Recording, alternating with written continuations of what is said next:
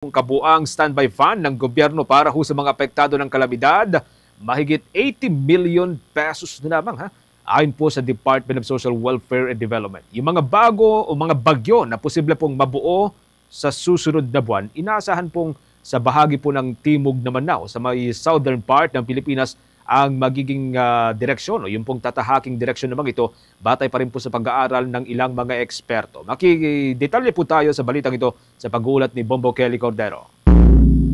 Tiniyak ng Department of Social Welfare and Development na dire-diretso lang ang kanilang pag-produce ng family food packs at may sapat daw na supply ang ahensya para sa mga individual o pamilyang apektado ng sunod-sunod na bagyo.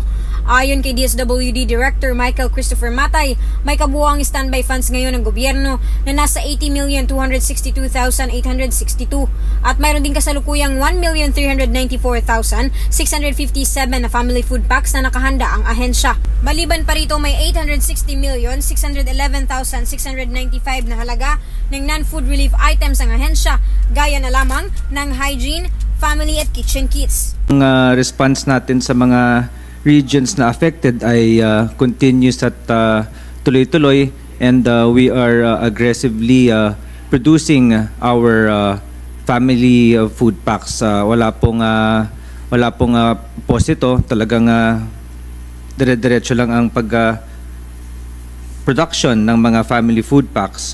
Sa Region 2, to be exact, there is a 92,302 family food packs in the region. Samantala, inihayag naman ng State Weather Bureau na 1 hanggang 3 tropical cyclones ang inaasahang mabubuo at papasok sa Philippine Area of Responsibility sa Disyembre.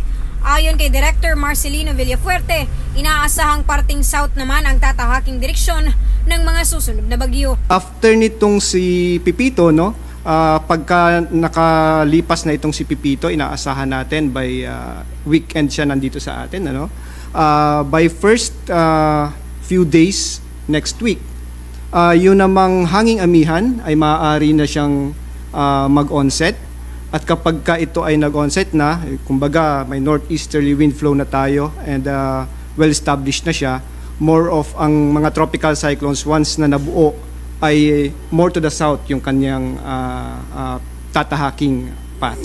So roughly Visayas, Mindanao areas naman yun. Para sa Bombo Network News, Bombo Kelly Cordero nag-uulat para sa #1 and most trusted radio network in the country, Bombo Radio Philippines. Basta Radio, Bombo!